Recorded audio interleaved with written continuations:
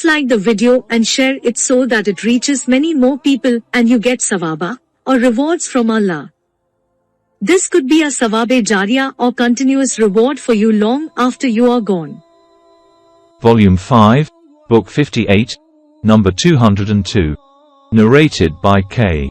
I heard Said bin Zaid bin Amr bin Nawal saying in the mosque of Al-Kufa, by Allah, I have seen myself tied and forced by Umar to leave Islam before Umar himself embraced Islam. And if the mountain of Uhud could move from its place for the evil which you people have done to Uthman, then it would have the right to move from its place. Volume 5, Book 58, number 203. Narrated by Abdullah bin Muzid. We have been powerful since Umar embraced Islam. Volume 5, Book 58, number 204. Narrated by Abdullah bin Umar. While Umar was at home in a state of fear, there came Al-As bin Wail as Sami Abu Amra, wearing an embroidered cloak and a shirt having silk hems. He was from the tribe of Bani Sam, who were our allies during the pre-Islamic period of ignorance. Al-As said to Umar, "What is wrong with you?" He said, "Your people claim that they would kill me if I become a Muslim." Al-As said, "Nobody will harm you after I have given protection to you." So Al-As went out and met the people streaming in the whole valley. He said, "Where are you going?" They said, "We want Ibn al-Khattab who has embraced Islam." Al-As said, "There is no way for anybody to touch him." So the people retreated. Volume 5, Book 58, number 205. Narrated by Abdullah bin Umar. When Umar embraced Islam, all the disbelieving people gathered around his home and said, "Umar has embraced Islam." At that time I was still a boy and was on the roof of my house. There came a man wearing a cloak of dibai, i.e. a kind of silk, and said, "Umar has embraced Islam. Nobody can harm him for I am his protector." I then saw the people going away from Umar and asked who the man was, and they said, Al-As bin Wail. Volume 5, Book 58, number 206. Narrated by Abdullah bin Umar. I never heard Umar saying about something that he thought it would be so and so, but he was quite right. Once, while Umar was sitting, a handsome man passed by him.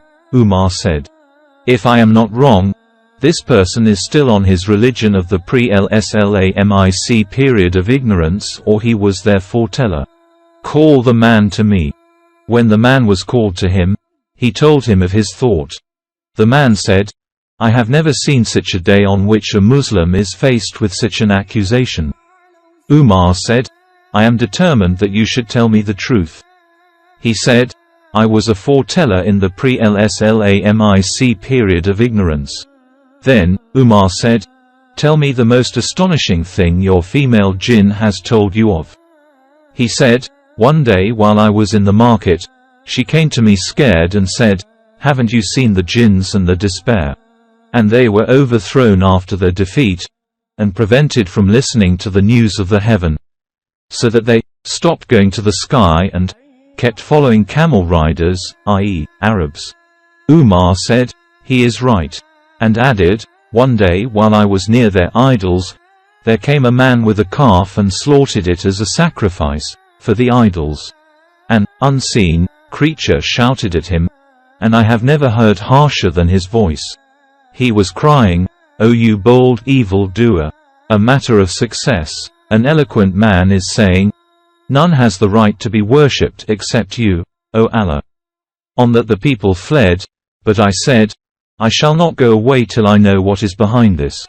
Then the cry came again, "O you bold evil doer! A matter of success, an eloquent man is saying, none has the right to be worshipped except Allah." I then went away, and a few days later it was said, "A prophet has appeared." Volume 5, Book 58, number 207. Narrated by K. I heard Said bin Zaid saying to the people, If you but saw me and Umar's sister tied and forced by Umar to leave Islam while he was not yet a Muslim. And if the mountain of Uhud could move from its place for the evil which you people have done to Uthman, it would have the right to do that. Volume 5, Book 58, number 208. Narrated by Anas bin Malik. The people of Mecca asked Allah's apostle to show them a miracle. So he showed him the moon split in two halves between which they saw the Hiram mountain. Volume 5, Book 58, number 209. Narrated by Abdullah. The moon was split into two pieces while we were with the Prophet in Mina. He said, "Be witnesses." Then a piece of the moon went towards the mountain. Volume 5, Book 58, number 210. Narrated by Abdullah bin Abbas.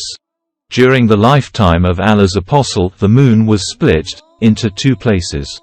Volume 5, Book 58, number 211. Narrated by Abdullah. The moon was split into two pieces. Volume 5, Book 58, number 212. Narrated by Ubaydullah bin Adi bin al-Qiyah.